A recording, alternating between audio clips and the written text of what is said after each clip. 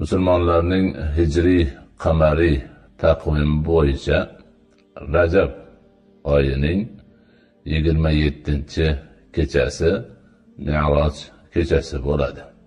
Ma'lumki, hijriy qamariy taqvim 12 kundan har yili qisqarib keladi.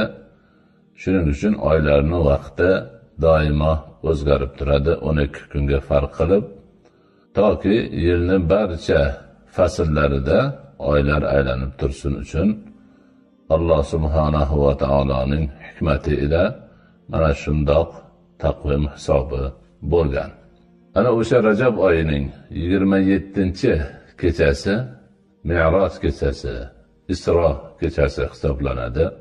Unda payg'ambarimiz alayhisolatu vassalom Makka-i Mukarramadan Baytul Maqdisga Isro qilganlar, ya'ni kechasida borganlar va u yerdan, ya'ni Baytul Maqdisdan Sidratul Muntahoga Mi'roj qilganlar, ya'ni yuqoriga chiqqanlar.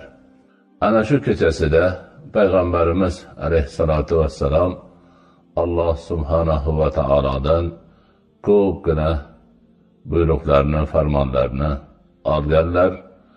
Jumladan 5 vaqt namozni farz bo'lishi ham ayni shu Mi'roj kechasida yuz bergan.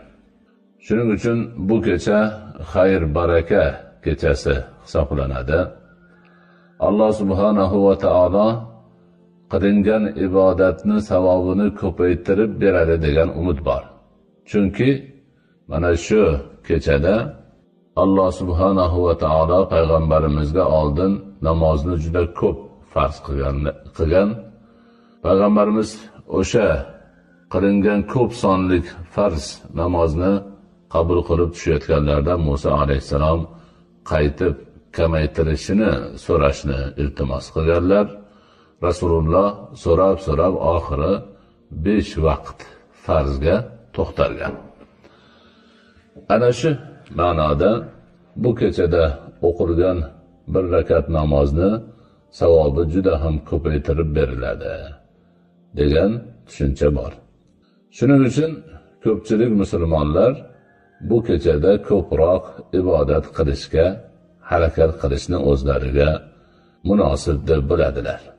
Qur'oni Karimda yoki payg'ambarimiz alayhisolatu vassalomning sahih hadislarida Mi'roj kechasida qilinadigan ibodatlarni soni bilan, sanog'i bilan aytilmagan. Balki bu avval ham aytib